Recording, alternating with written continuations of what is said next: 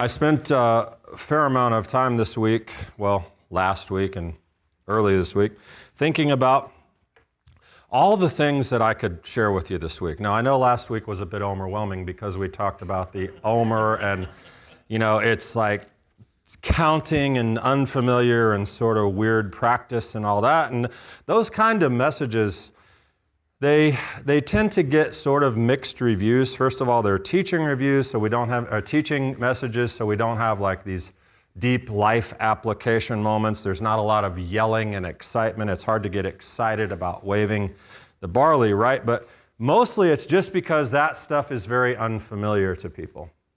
It doesn't matter. I mean, we talked about it, whether you're messianic or especially for church people. But listen, it's Sfirat HaOmer. It's the counting of the Omer. It's a biblical commandment. We talk about it. We do it. We cover it. But it's not something I know that you'd really want to spend a lot of time talking about or talk about for a series or multiple weeks. Even though the Omer count is a series, it lasts how many weeks? 7. So with that in mind, knowing where we were, what we did, as I thought about what to present, and keeping in mind, of course, that I always want to meet you where you are. I want to deliver, what you want, what you need to learn. I decided to go sort of a different way and do something that I really love, and that's to talk about controversial things and about history. I love history. I think you love history too. That's a great part of the way that we learn in this community is through the historical context of the Bible, especially the Gospel. So I thought, okay, what has history and controversy related to the Bible and can help us ultimately understand more about ourselves? Because that would be a great message, right?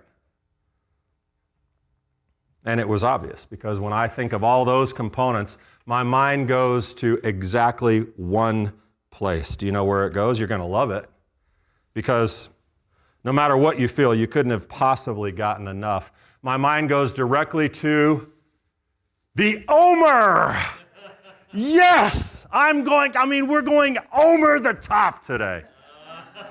I am absolutely, you can't overlook the significance of this. And I don't want to overemphasize it, but it's important. Okay? That through the history and the controversy, there's a great lesson we can learn. So welcome back to another week of exciting teaching brought to you by God Himself on the Omer. And I'm going to take it all the way to Shavuot, because it's awesome what we're going to learn. Now, first of all, you have to even ask this question. Did you know there is a controversy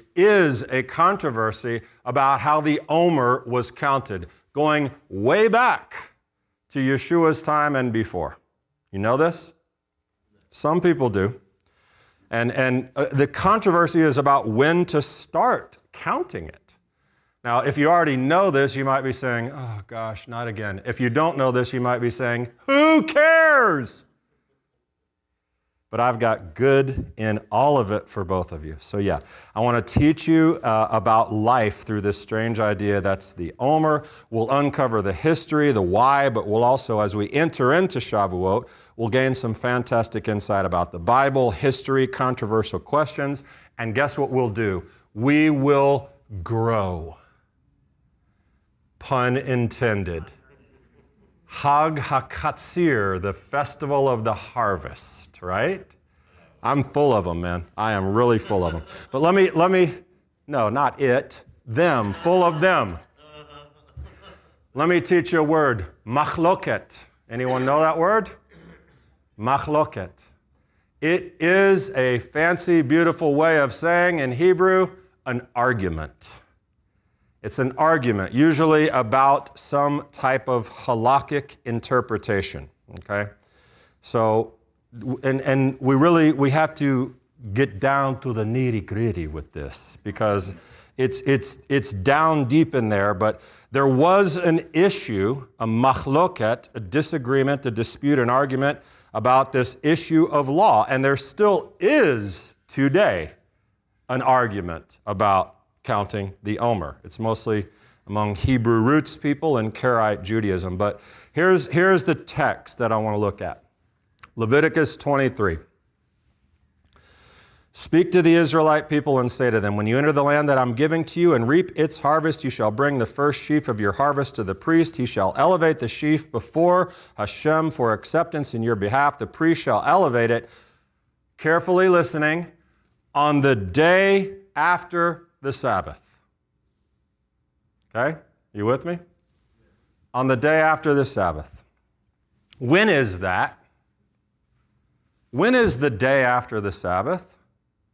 Mimocharat HaShabbat, it says in Hebrew. The day after the Sabbath. When is that? In a plain reading, what day falls after the Sabbath? Sunday, Yom Rishon. The first day of the week, Sunday. Well, Leviticus continues, you shall also count for yourselves from the day after the Sabbath, from the day when you brought in the sheaf of the wave offering, there shall be 7 complete Sabbaths. You shall count 50 days to the day after the 7th Sabbath, then you shall present a new grain offering to the Lord. Now we're reading that from a Christian translation. A Jewish one will translate some words differently. We'll get to that in a minute. But the text is the day after the Shabbat, Mimocharat HaShabbat. Okay? Then it says 7 complete Sabbaths. You shall count 50 days after the 7th Sabbath. That's the Omer count, 49 days. You start counting, apparently from Sunday. And then we'll count 7 more Sabbaths to the day after the 7th Sabbath, which is Shavuot. And if we start on Sunday and we count 7 Sabbaths, we'll end on Sunday, and Shavuot would always be on Sunday. Okay? That's the plain sense of it. We start on Sunday, we end on Sunday. So here's an easy question for you. Given that by the plain reading, that puts Shavuot on Sunday. We're hosting a Shavuot conference next week. When does it start? Thursday night. What day is Shavuot day 1 according to that? Friday. Deep insight. Put your antenna up. Friday is not Sunday. Do you know when we started counting the Omer? Thursday, April 6th. Ready for a secret? Thursday is also not Sunday. Okay? Now, the question then becomes, if that's the plain reading and we're doing this, have we gotten this way wrong? Okay? Have we gotten this way wrong? What was the word I taught you? Machloket. This is the argument. This is the argument. The ancient controversy. Yes, most people, many people from these ancient controversial participants would say, yeah, you got it wrong. You know who would agree with us? The Pharisees. And everyone wants to be aligned with the Pharisees, right? They have such a positive reputation everywhere. Everyone loves the Pharisees. I'm going to get a shirt like Paul that says, I am a Pharisee. You know he said that, right? Am, present tense in Acts. Anyway, the Pharisees would agree with us. They said that the day after the Sabbath meant the 16th of Nisan. Okay, the 16th of Nisan. Not Sunday, but always the 16th of Nisan, the day after the first day of the Feast of Unleavened Bread. So this could get very complicated. I'm going to do my very best to communicate it to you. The 14th of Nisan is Pesach. That's when we slaughter the lambs. The 15th of Nisan is the first day of the Feast of Unleavened Bread. It is also a day of rest. It's a Shabbat, right? And the 16th of Nisan is the day that falls after the first day of the Feast of Unleavened Bread. That's the day the Pharisees said, we start counting the Omer. It doesn't matter what day of the week it is. It's by the calendar. You see the difference? It's very easy to track the difference. It doesn't matter. It's not designated by the weekly Shabbat. The calendar does that for it. And so we did that this year. We do it every year. We start counting the Omer on the 16th of Nisan, and 50 days later will be the 6th of Sivan, which this year is Thursday, and that's when we're going to celebrate Shavuot. Okay? Has transferred all the way down to almost all Jewish practice today is modeled after the Pharisees. But here's the problem. The Pharisees weren't the only voice in Second Temple Judaism. Who else was there? How many other parties and contributors did we have to Judaism in the Second Temple period? A lot. Let's just say that. Essenes, Sadducees, Boethusians, Herodians. We had like all kinds of people, and they all had their own opinions, really, about a lot of different things, which resulted in a lot of arguments. And this is one of them. But I'll tell you what they thought about the Omer, which I already did. The Sadducees, the Tziddukim, Qumran, the Boethusians are another. You'll read in the Talmud, the Sadducees and Boethusians kind of get intermingled. They had a similar way of looking at the world, which was very simple. If it's not in the Bible, it's not real. Okay? So we know the Sadducees denied what? They denied the afterlife. They denied the existence of angels. They denied the resurrection, right? And they denied all connection to the oral law, which the Pharisees were very clear about teaching. The oral law. So the Pharisees, Sadducees, they did not see eye to eye. We'll call the Sadducees the first sola scriptura people. Martin Luther would really love them. Actually, he wouldn't because they're Jewish. But sola scriptura. Okay? So a Pharisaic interpretation that read the Torah beyond the plain sense, which we just talked about the plain sense, and then we talked about the way that the Sadducees read it. The argument from them, Boethusian, Sadducee, you're not reading this what it says. You're making something up. They read, let's just say the Sadducees. They read, Mimocharot HaShabbat Hayom, the day after the Sabbath. It meant one day and one day only. What day? Sunday. Sunday. Sunday. We start counting on Sunday. The Omer counts on Sunday, goes for 7 Shabbats. We count 7 Shabbats. 7 Sabbaths later, on a Sunday, was Shavuot. And this confirms, that was the machloket. That is the machloket. That's the argument. Which confirms Josephus' comments about the incredible division occurring in the period between Jews. Later, it was the Karaites. That's a later developed group, possibly still tied to the Sadducees, who believed and taught and defended something very similar. Today, I told you the controversy is modern. Today, it's still going on among many, many, many Hebrew roots teachers who deny the validity of anything oral or traditional Pharisaic. Well, they still do a lot of those things. They just deny that it's complicated. Okay? So we still have this controversy. You will find it. If you search it on the internet, you'll find all kinds of Hebrew roots teaching, promoting Sunday. Sunday, Shavuot must be Sunday, Sunday, Sunday. Well, who is right?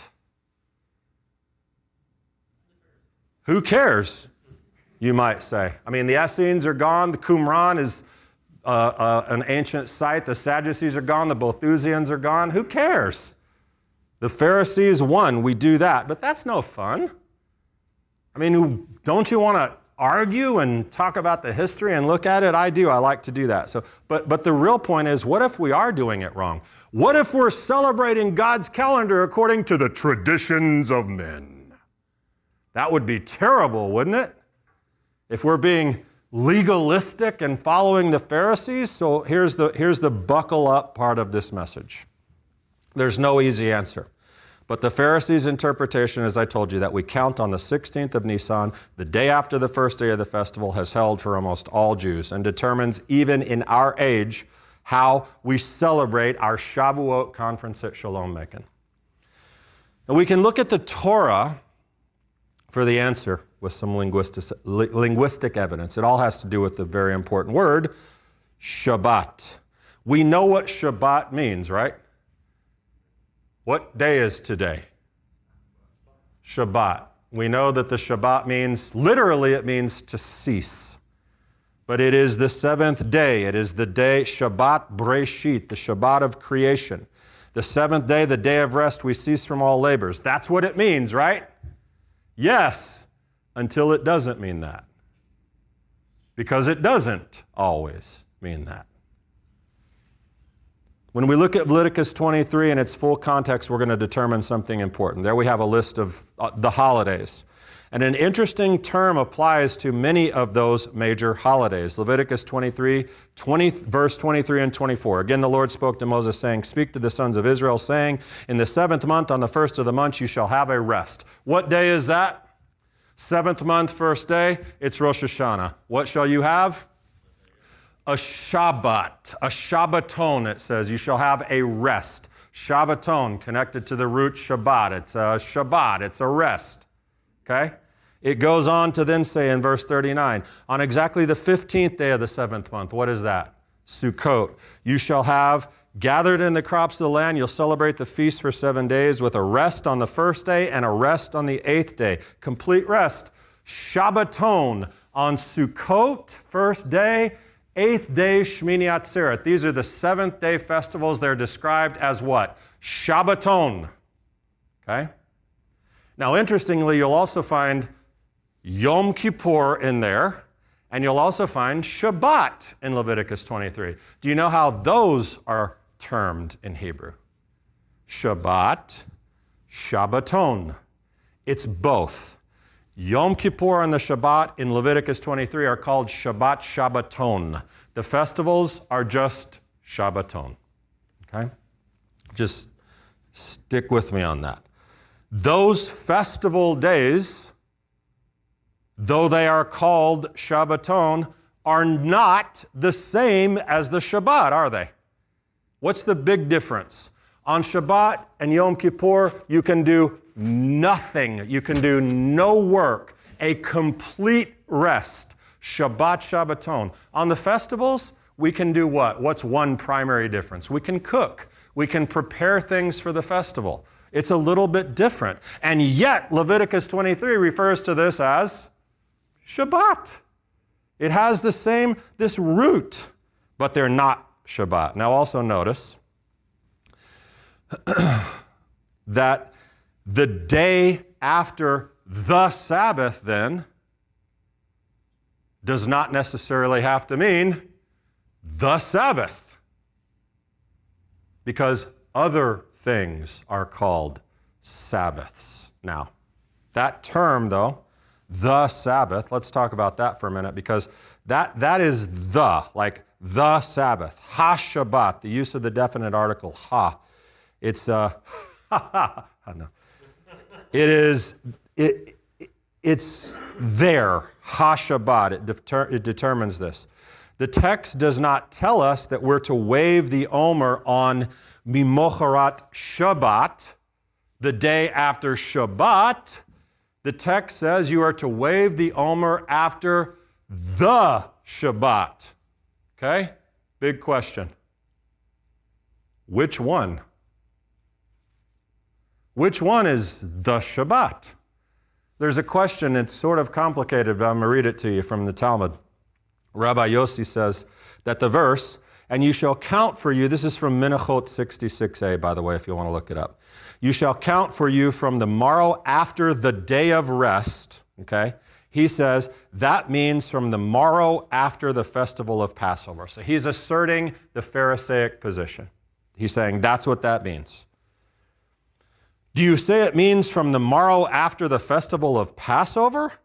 Or is it only referring to the day after the Shabbat of creation? You with me on the question? Okay. Is it after Passover or is it after Shabbat?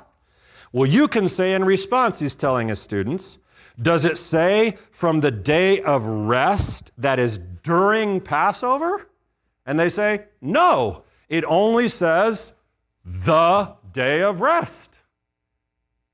And then he says to them, fine, tell me which one of the Shabbatot, the over 50 that we have in the year, which one does it mean? It's a very good question because it's very enigmatic, and yet it's still pointing to the fact that it is referring to a particular Shabbat, okay? Resting, but when you see something like that, ha-Shabbat, the definite article being used, oftentimes it is used to define something that has to reference something that has just been previously defined. When it is so the obvious referent to something that just came before. The definite article. So since we're talking just prior to these texts, we're talking about resting on the 15th of Nisan, it is logical that it refers to ha-Shabbat as that's what we're talking about. We're talking about Passover and rest. And so then the day after the Shabbat, that Shabbat, the 15th of Nisan, this is the Pharisaic argument. Clearly they're saying then this day of rest is the festival Shabbat, not the weekly Shabbat. And when we read, and from the day on which you bring the sheaf of elevation offering, the day after the Sabbath, you shall count 7 Shabbats, they must be complete. Contextually, from Leviticus 23 and the immediately previous discussion about resting, the day of waving the Omer and starting the count is assumed to be the day after the festival of Sabbath, okay? Of Passover. Because that's the context of the entire chapter, the festivals. Even the Shabbat in this chapter is called a Mikra Kodesh. It's the only place in the Tanakh. It's grouped in with the festivals. The whole thing's about the festivals. It's the only place. But the Boethusians and the Sadducees have one really, really good objection left up their sleeve. Actually, they have a lot of objections up their sleeves, but for simplicity's sake, well, probably too late for that. You with me at all? Okay, good. Let's wrap with this one. Let me share one of the biggest Sadducean objections to the Pharisees' choice of the 16th. I want you to look at these versions. First, we have one from the New American Standard Bible. It says, "You shall also count for yourselves from the day after the Sabbath, from the day when you brought in the sheaf of the wave offering, there shall be 7 complete Sabbaths." Okay? "You shall count 50 days to the day after the 7th Sabbath. Then you shall present a new grain offering to the Lord." Now let's look at that same scripture from a Jewish translation. "And from the day on which you bring the sheaf of the elevation offering, the day after the Sabbath, you shall count off 7 weeks. They must be complete. You must count until the day after the 7th week, 50 days. Then you shall bring an offering of the new grain." Do you see the difference? It's very easy. Shabbat, Sabbath, was replaced with a different word, weeks. Okay? Can they do that? Can you just arbitrarily change words? The word is Shabbatot when it says 7 Sabbaths. Well, what if God did it first? Then could they do it? In the Torah, what if God did that first? Then could the Pharisees do that? Could they translate it that way? I think so. But here, in our translation, let's look at Leviticus 23, 15 through 21, using the word weeks instead of Shabbats. As I said, the original Hebrew says Shabbatot, which is plural for Shabbat. So it really looks like we should be counting 7 Sabbaths if we're reading it in the plain sense, right? But they put weeks in there. That changes a lot. It makes their case so easy. Can they just change it? Well, remember I told you Shabbat has a couple of meanings. Literally, it means to cease. We know it as the 7th day. We know it as the day of rest weekly. And now we know it as a festival Shabbat, a rest, right? All those things Shabbat can mean. Guess what else it can mean? A group of 7. Like a week. Here's our biblical reference for that, also from the book of Leviticus. So keep this in mind. Leviticus 23, we're talking about all this mishigas that we're talking about here, this machloket. In Leviticus 25, here's something else we read about the Jubilee, the Yovel. You shall count off 7 weeks of years, 7 times 7 years, so that the period of 7 weeks of years gives you a total of 49 years. You see that? You with me on that? It says weeks. It translates it weeks. Do you know what word is used for weeks? Shabbatot. Okay? We're not talking about the Omer. We're talking about counting the groups of years, and they're called weeks of years. So we find that even later in Leviticus, V'safarta lecha sheva Shabbatot, 7 weeks of years. So it turns out that Shabbat can actually mean also a group of 7. So when they say 7 weeks, guess what? They have a biblical precedent for it because it is right there. Also, about 7 times 7, it's 49 years. We're talking about 49 weeks. Let's not get too complicated, but there's an obvious connection that would allow you to say, after the festival Sabbath, you start counting 7 weeks, and 50 days later, where do you arrive? On Shavuot, no matter what day of the week it is. This is the case. It's a strong case. It's a strong case. I said that was going to be the last one. Let me do one more. Deuteronomy 16:9, which is also talking about the Omer. Okay? After eating unleavened breads, this is 8, I think. After eating unleavened bread 6 days, you shall hold a solemn gathering for your God. On the 7th day, you shall do no work. And then it says this, you shall count off 7 weeks. Start to count the 7 weeks when the sickle is first put to the standing grain. What is that talking about in Deuteronomy 16? It's talking about the Omer. You have your Sabbath, Passover rest, and then you start counting. How much do you count? 7 Sabbaths? It says 7 weeks, and it's Shavuot. It's weeks. So we're talking about the same thing here and using the term literally weeks to describe it. So again, we have strong, those smart and crafty scoundrels, those Pharisees. They read their Bible and they knew their Bible and made up traditions that were based on the Bible. Doggone it. But you know what? The Sadducees, their arguments they have good arguments too. So listen, here's the deal. Who was right? Who was right? Well, here's what we can be certain of. When Yeshua comes, we'll see which day he starts counting the Omer. And then we'll know who was right. Okay? But as far as Jewish tradition goes, we go with the Pharisaic interpretation. We don't even try to argue about it because it's really,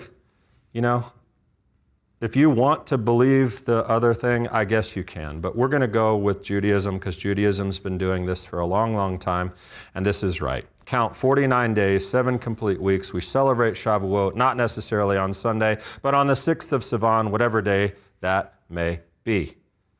And the evidence is there, whether you understand anything I said or not, the evidence is there. But there's a deeper question that I once heard Rabbi Sachs of blessed memory ask, and it's relevant to our study. Why the hubbub? Honestly, why? Who cares? Why were the Sadducees so sold on Sunday? I mean, what difference does it make? You might be asking yourself that right now anyway. What difference does this make? Why was it important to be Sunday for the day the Sadducees and Pharisees? Why was it important for the day to be Sunday for the Sadducees and the Pharisees something totally different? Well, here is one, and I'm coming to the end here, but I have to share this wonderful wisdom with you, also from the Talmud. This is in Menachot 65a. It says, disregarding the oral tradition, the Boethusians interpreted the phrase from the morrow after the day of rest. They interpreted that literally as referring to Shabbat, not the festival day. We just spent 30 minutes talking about that. At the time, Rabbi Yochanan ben Zakkai joined the discussion with the Boethusians and said to them, "Fools, from where have you derived this?" And there was no man who answered him, except for one elderly man who was prattling at him. And he said, "Moses, our teacher, was a lover of the Jewish people, and he knew that Shavuot is only one day. Therefore, he arose and established it after Shabbat in order that the Jewish people would enjoy for themselves 2 days." Do you understand his point? Moses was the originator of the long weekend, he says. That's his argument. They were tired. It was harvest time. They were working in the fields and harvesting all this, and Shabbat came along, and it was only one measly day. So because Moses loved Israel so much, he declared that Shavuot would always fall on a Sunday, so they'd had Saturday and Sunday to rest. Take that, Yochanan ben Zakkai. And Yochanan's response was, "Fools." It's not a very good answer. It's cute, but I mean, honestly, there's got to be more than that, right? And there is actually more than that. It's a beautiful, beautiful idea, and it is actually tied literally to the word Omer and to manna, the bread of freedom. Okay? There's much more. And on Thursday night, as we kick off the holiday of Shavuot, on Thursday night, with its 2 loaves of waving bread as an offering, I'll tell you the rest of the beautiful story. All right? Shabbat Shalom.